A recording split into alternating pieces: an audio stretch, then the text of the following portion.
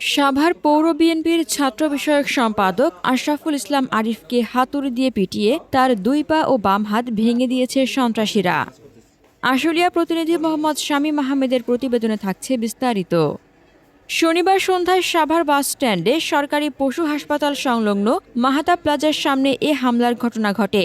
প্রত্যক্ষদর্শী ও স্থানীয় সূত্রে জানা যায়, সাভার সিটি সেন্টার থেকে রিকশায় করে গেন্ডা এলাকায় বাড়ি ফিরছিলেন আশরাফুল ইসলাম আরিফ। প্রতিমধ্যে মাহাতা প্লাজার সামনে হঠাৎই একদল সন্ত্রাসী তার উপর হামলা চালায়। হাতুড়ি ও দেশীয় অস্ত্র দিয়ে তার দুই পা গুঁড়িয়ে দেওয়া হয় এবং বাম হাত ভেঙে ফেলা হয়। মারধরের পর তাকে ফেলে রেখে পালিয়ে যায় হামলাকারীরা। পরে আশঙ্কাজনক অবস্থায় স্থানীয়রা তাকে উদ্ধার করে সাভারের এনাম মেডিকেল কলেজ হাসপাতালে ভর্তি করে। এনাম মেডিকেল কলেজ হাসপাতালের আইসিইউ বিভাগের মেডিকেল অফিসার রবিউল ইসলাম ভূঁইয়া জানান, আশরাফুল ইসলামের অবস্থার সংকটাপন্ন। যে কোনো মুহূর্তে তার শারীরিক অবস্থার আরও অবনতি ঘটতে পারে।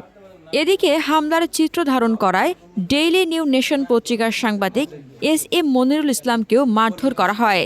হামলাকারীরা তার পরনের প্যান্ট ছিঁড়ে ফেলে এবং মোবাইল ফোন, ক্যামেরা ও নগদ টাকা ছিনিয়ে নেয়। সাভার মডেল থানার অফিসার ইনচার্জ জুয়েল মিয়া বলেন, হামলার ঘটনায় জড়িতদের শনাক্ত করে আইনগত ব্যবস্থা গ্রহণের প্রক্রিয়া চলছে। এই হামলার ঘটনায় সাভার ও আশপাশের এলাকায় আতঙ্ক বিরাজ করছে। বিএনপি নেতাকর্মীরা দ্রুত অপরাধীদের গ্রেপ্তারের দাবি জানিয়েছেন। হাসনাতুজ্জাহান হিমু, দৈনিক খোলা চোখ। আপনার স্বপ্নের যাত্রা হোক ফ্লাই ইনফিনিটির সাথে।